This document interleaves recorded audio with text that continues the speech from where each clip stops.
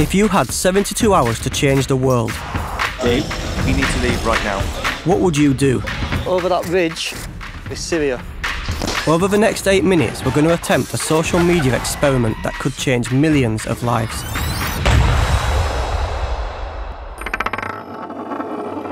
My name's Stephen, although most people know me as Dynamo. In 2011, I got my big break with a TV show called Magician Impossible.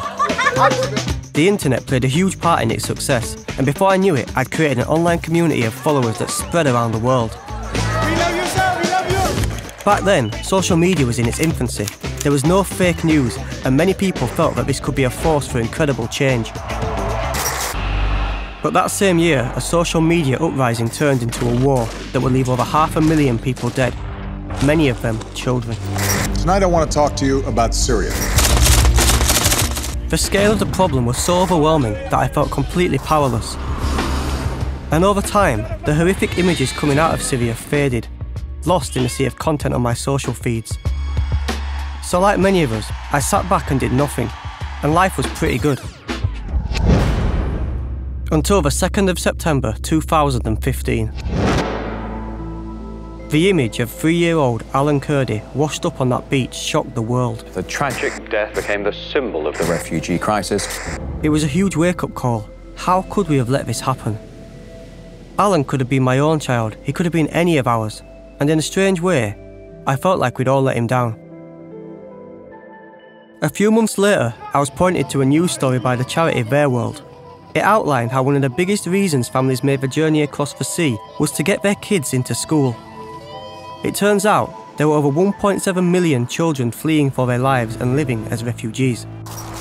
So when in 2016 governments from all over the world came together to pledge money for the crisis, it seemed like there was hope.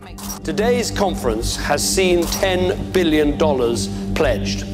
And the way they were talking, you'd think they'd solve the problem overnight. 1 million children currently not in school will have access to education by the end of the next school year. This is truly nothing short of historic.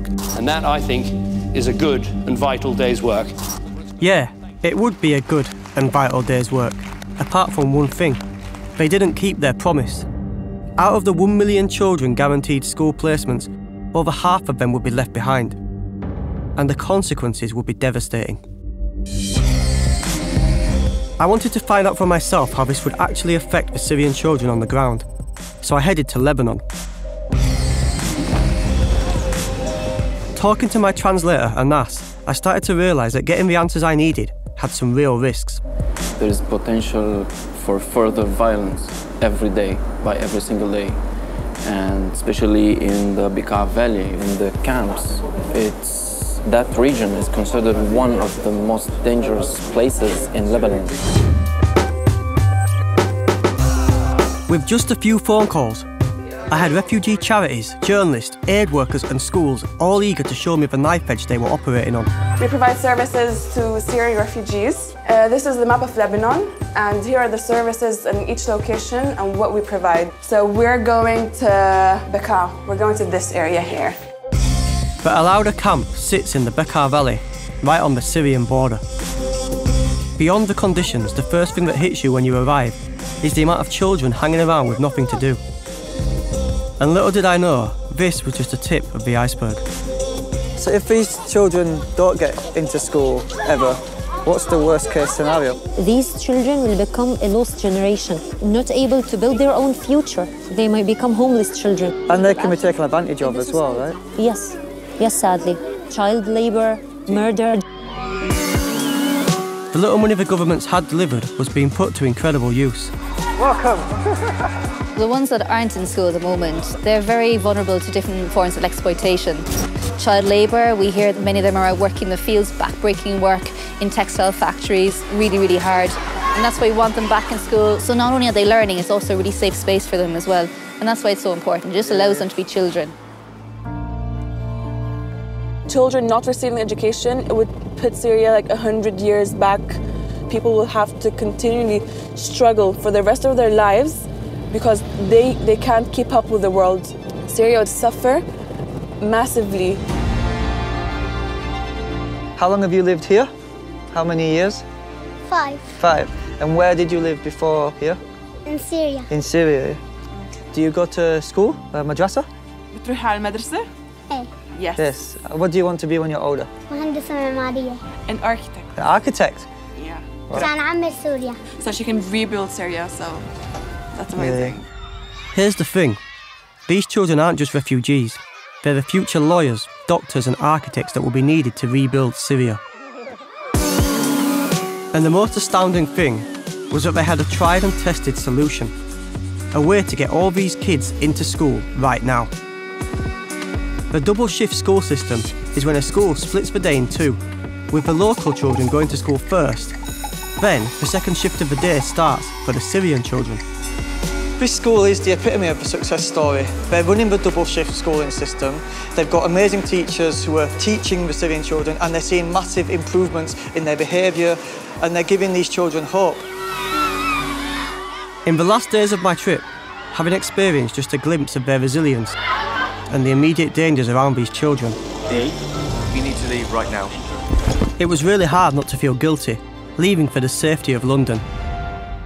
And with so much time to reflect on what I'd seen. When you were here before, you couldn't look you in the eye. You're just like an angel. Your skin makes me cry. You float like a feather in a beautiful world. I wish I was special. You're so very special. But We live in a world of fake news and social algorithms, where we can't tell fact from fiction. But this situation is as real as it gets. And we have a choice, to continue ignoring it or to do something. what the hell am I doing here?